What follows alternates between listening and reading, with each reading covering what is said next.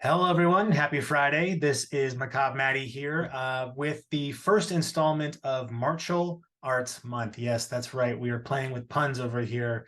And March is going to be the Martial Arts Month. We're going to pick out 2 movies every Friday that qualify as both a martial arts kung fu film and, not or, but and a horror film. Or has some excessive horror elements that make it, as close as can be without being the real thing. But alas, we'll do this every Friday.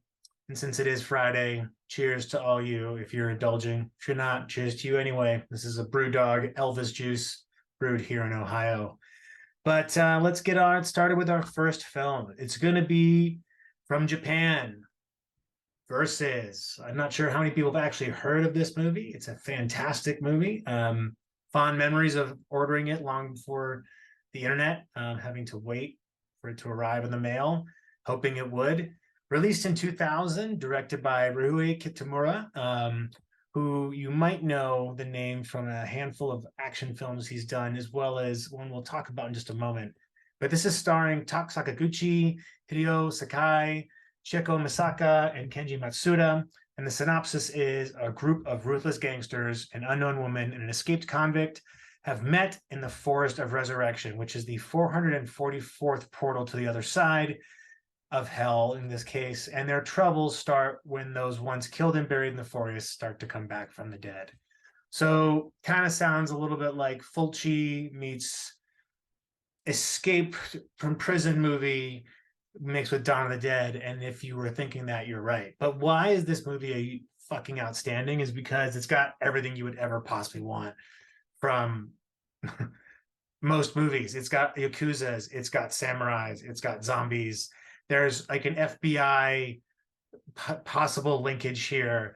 It's just the most excessive movie in every possible way, but in the best possible way as well.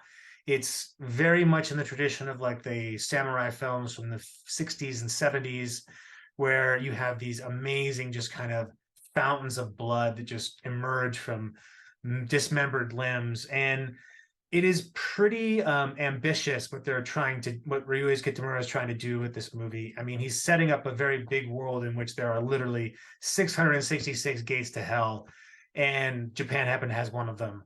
So it's kind of outrageous in the best way possible. It is a bit long. There are 2 cuts of the film on this particular release from Arrow. One of them is the original cut, which is the R-rated version. There's an unrated cut. It has, I think, about, 11, 12 minutes, 10 minutes. It says over 10 minutes. I think it's like 11 or 12 minutes. Additional footage, which does still clock in at over 2 hours. But as someone who typically doesn't enjoy long movies, I had a blast with this. I've had a blast with this for a very long time. It has one of, if not the best, I will say the best head punching scene of all time in a movie.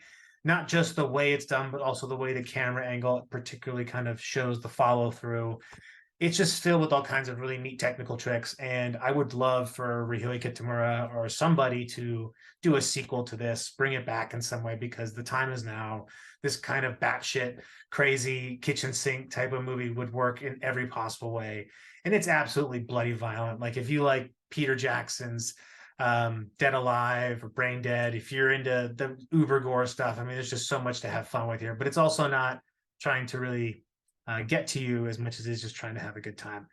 So fun facts, Tak Sakaguchi and Ryuhei Kitamura have teamed up twice. This is the second time, this is the first time. The second time was for 2003's Azumi. Ryuhei would later go on to direct a Clive Barker adaptation, which some may have seen, The Midnight Meat Train, with a very early in career Bradley Cooper. It's not great. It's not bad either, though. It's just not great. But I digress. And like I said, 2 versions of the film this release, where you can watch versus. You can pick up the Blu-ray. It's still very much available wherever you choose to buy, and it's also available on video on demand platforms. Now, the next film, we take a sip.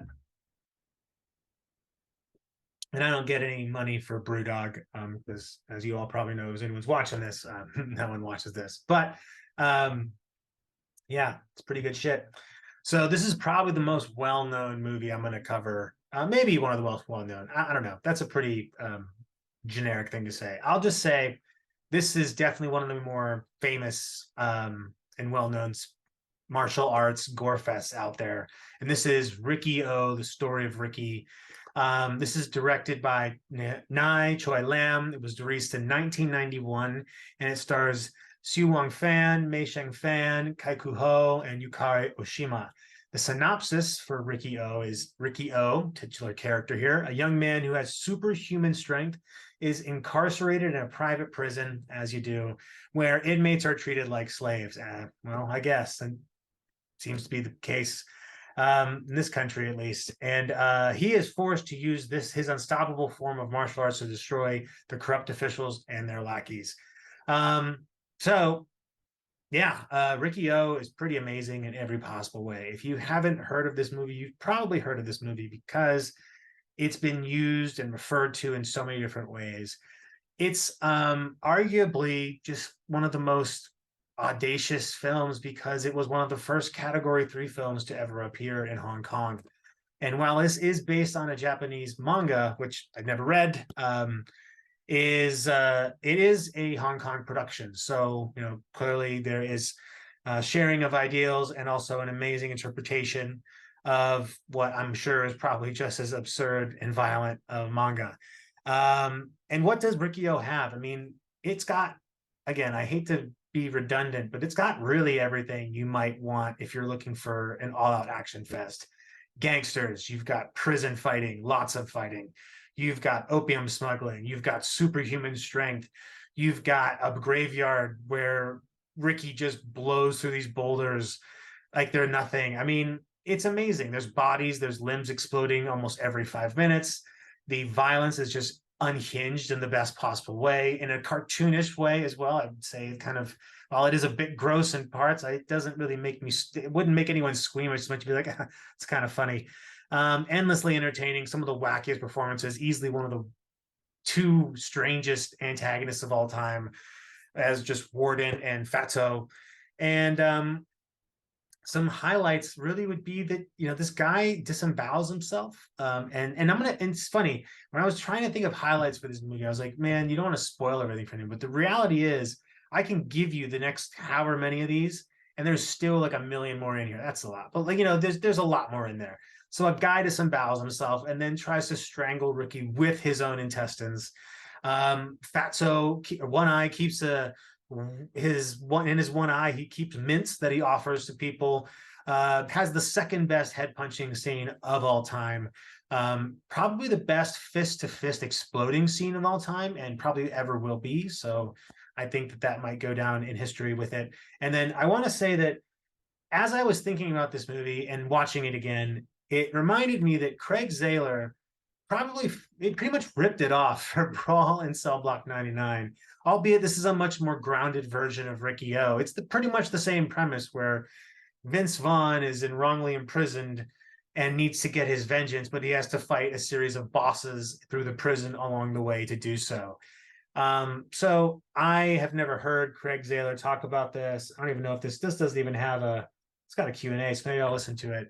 But yeah, he clearly ripped this off. So anyway, any more fun facts that I haven't already stated by accident? So if anyone's old enough to remember the old original Daily Show with Craig Kilborn, they may also remember that there was the infamous head crushing scene from RIKI-OH.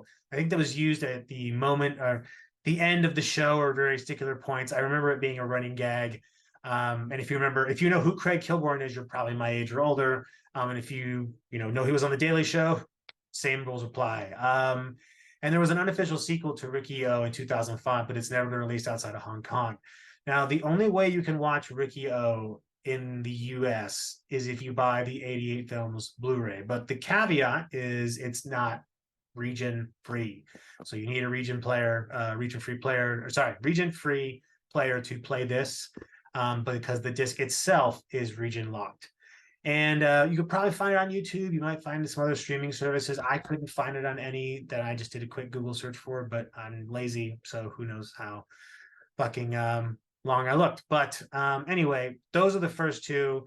I'm excited for the next in the series. If you have any, I think you think I should watch. If you want me to, even try and cover some, I'll do my best. But put them in the comments, and don't forget to, if you like this, you can subscribe. If you don't have to. But to that end, be good, have fun, and watch more horror movies.